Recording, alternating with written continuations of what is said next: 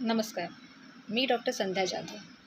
माझ्या ह्या आधीच्या व्हिडिओमध्ये आपण पाहिलं होतं इंजेक्शन TTच्याबद्दल. त्याचे काही गैरसमज आहेत ते जाणून घेतलं होतं.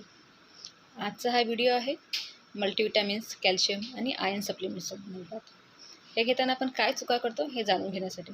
आणि खास करून हा व्हिडिओ आहे महिलांसाठी, ज्या आपल्या 40च्या वयात आहेत, प्री मेनोपॉझल एजमध्ये आहेत आणि महिला ज्या पोस्ट मेनोपॉझल एजमध्ये आहेत त्यांच्या संदर्भात. कारण की ह्या वयामध्ये जास्त करून महिलांना हाडांचा ठिसूळपणा, सांधेदुखी, कंबरदुखी अशा आजारांना सामोरं जावं लागतं किंवा अशा त्रासांना सामोरं जावं लागतं. अशा वेळेस महिलांना वाटतं की आपल्याला कॅल्शियमची गरज आहे. आपण कॅल्शियम घेतलं की आपला हा त्रास कमी होईल, आपले हाडं मजबूत होतील. पण खरंच असं आहे का? फक्त कॅल्शियम पुरेसं आहे का? नाही. तर आज आपण जाणून घ्या कॅल्शियम आणि आयर्न ह्या 2 गोळ्यांबद्दल. ह्या 2 गोळ्या कशा पद्धतीने घ्याव्यात, योग्य पद्धत काय आहे, जेणेकरून तुम्हाला जेव्हा तुम्ही त्या गोळ्या घेता त्याचा तुमच्या शरीराला फायदा होईल आणि तुमचा त्रास पण कमी होईल. तर सर्वप्रथम जाणून घेऊया कॅल्शियमबद्दल. तर अशी समज आहे की फक्त कॅल्शियम खाण्याने आपले हाडं मजबूत होतात, तर नाही. कॅल्शियम आपल्या शरीरामध्ये ॲब्झॉर्ब होण्यासाठी गरज असते ती विटॅमिन D3ची. जर तुम्ही विटॅमिन D3 घेत असाल तरच तुम्ही जी काही कॅल्शियमची गोळी घेताय ते कॅल्शियम आपल्या शरीरात जाऊन त्याचं व्यवस्थित ॲब्झॉर्प्शन होऊन ते हाडांपर्यंत कॅल्शियम पोचतं आणि आपली हाडं मजबूत होतात. पण फक्त विटॅमिन D3 योग्य आहे. तर विटॅमिन D3ला ॲक्टिवेट करण्यासाठी मॅग्नेशियमची पण गरज भासते. तर मॅग्नेशियम, विटॅमिन D3 आणि कॅल्शियम ह्या 3 गोळ्या आहेत किंवा हे 3 घटक आहेत जे आपल्या बॉडीमध्ये कॅल्शियम पूर्णतः आपल्याला ॲब्झॉर्ब होण्यासाठी मदत करतात. बाजारात असे कॉम्बिनेशन्स अवेलेबल आहेत ज्याच्यामुळे कॅल्शियम योग्य पद्धतीने आपल्या शरीरात ॲब्झॉर्ब होते. ह्याच्यासोबत अजून एक आहे विटॅमिन, जे आहे विटॅमिन K2. विटॅमिन K2 मदत करतं आपल्या बॉडीमध्ये जे हाडांमध्ये मेन प्रोटीन असतं ऑस्टिओकॅल्शियम हे तयार होण्यासाठी. आणि आपण जे कॅल्शियम खातो आहे, विटॅमिन D3 म्हणजे कॅल्शियम ॲब्झॉर्ब होतं आहे, ते हाडांमध्ये ॲब्झॉर्ब होण्यासाठी विटॅमिन K2 मदत करतं. जेणेकरून हे जे कॅल्शियम आपण घेतो आहे ते कॅल्शियम आर्टरीजमध्ये, धमन्यांमध्ये जमा होऊ नये ह्यासाठी. तर योग्य पद्धत आहे कॅल्शियम घेण्याची.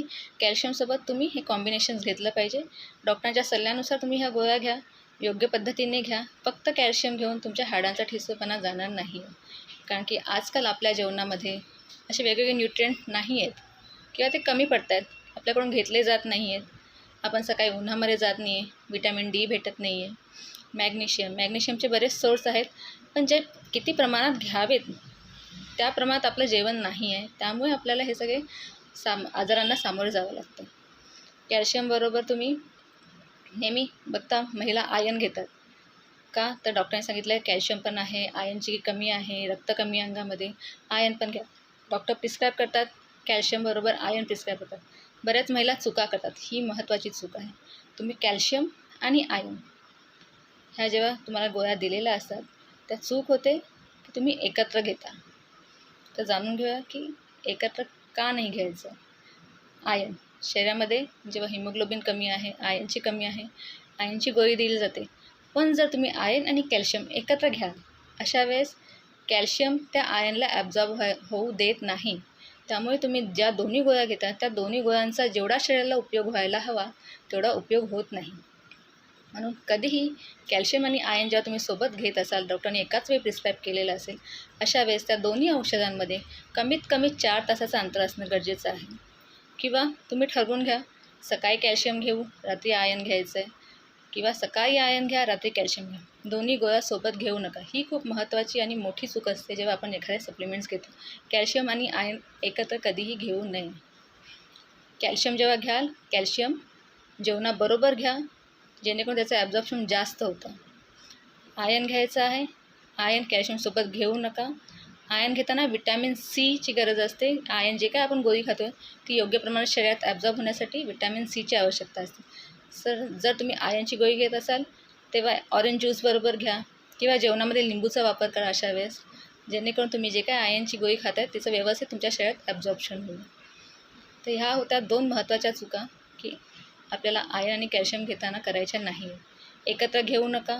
कॅल्शियमसोबत तुम्हाला विटॅमिन D3, मॅग्नेशियम, विटॅमिन K2ची आवश्यकता असते.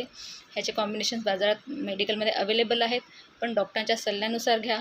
आयर्न कॅल्शियमसोबत घेऊ नका. आयर्नसोबत नेहमी विटॅमिन C घ्या. त्याचबरोबर महत्त्वाची गोष्ट, आयर्नबरोबर तुम्ही अँटासिड घेऊ नका. अँटासिड ही आयर्नचं ॲब्झॉर्प्शन कमी करतं. तर ह्या महत्त्वाच्या गोष्टी आहेत, त्याच्याकडे लक्ष असू द्या. आणि महिलांनी हा व्हिडिओ नक्की पूर्ण पाहावा. ह्या व्हिडिओच्या शेवटी मी आपल्या आहारामध्ये ज्याच्यामध्ये कॅल्शियम जास्त आहेत, मॅग्नेशियम जास्त आहेत, अशा गोष्टींची लिस्ट दिलेली आहे. ती लिस्ट पहा. आणि हा नक्की व्हिडिओ आवडला असेल तर आपल्या आप्तेष्टांना, परिजनांना, महिला ज्या 40मध्ये आहेत, प्रीमेनोपॉजल एजमध्ये आहेत, पोस्टमेनोपॉजल एज आहे, त्यांना हा शेअर करा. धन्यवाद.